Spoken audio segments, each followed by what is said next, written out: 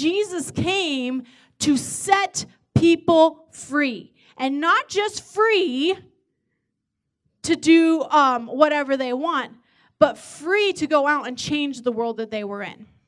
He came to set them free. He came to let those who had been blinded by the government at that time and the customs in that time, that we're not just talking about physical blindness, we're talking about spiritual blindness. He came to open up their eyes. We can get so caught up in the Old Testament and have so many stumbling blocks in the Old Testament, and we wonder why everything was done the way it was. Well, they were blind.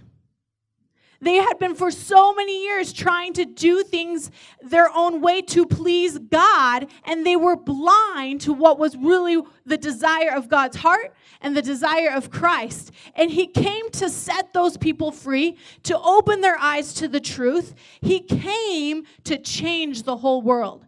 And he came for those who were being treated unjustly to find justice in their life.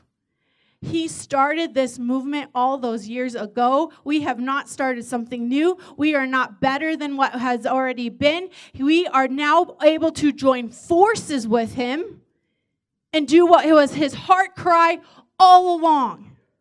It was his heart cry all along for you to say, you are not a keeper of those around you. You are not to have slaves. You are not to treat people this way. You are not to disrespect those around you. You are not to have control and manipulation over those around you. That was his heart all along, and he came to solidify that. We aren't starting something new.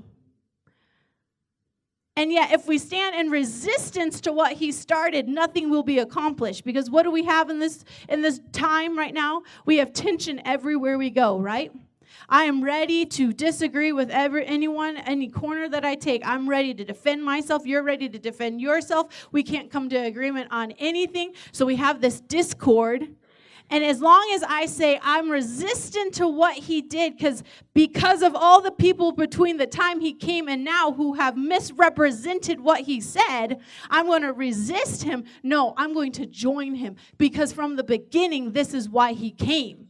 To set those people free, to declare over them that they have a future and a hope that is good, that no, you don't belong to anyone on this earth. You are your own person, and you get to make your own choices, and then you are free to be loved by me, and you're free to be loved by God. Nobody can hold that control over you. Nobody can manipulate you like that. When my dad was talking earlier about how we really try in this body of Christ to not manipulate, we do. And guess what? It's a lot harder not to manipulate. It's way easier. You get a lot more done if you try to manipulate. This time of Christmas, what do we do to our children? We use manipulation. He's always watching. He knows when you've been naughty. He knows when you've been good. This God that we serve, he's watching. He knows when you've been naughty. He knows when you've been good. When Jesus came, he came to break that theology. Yes, he is always watching. And when he sees you and what he sees that he created, he says it is good. He is not using manipulation. He is not using judgment. He looks at you, he looks at me, he says, oh, you're good because you're mine. He didn't just come to pay some price that God said he absolutely had to pay, and this is the way he did it. He came to set us free. He came to open up our eyes.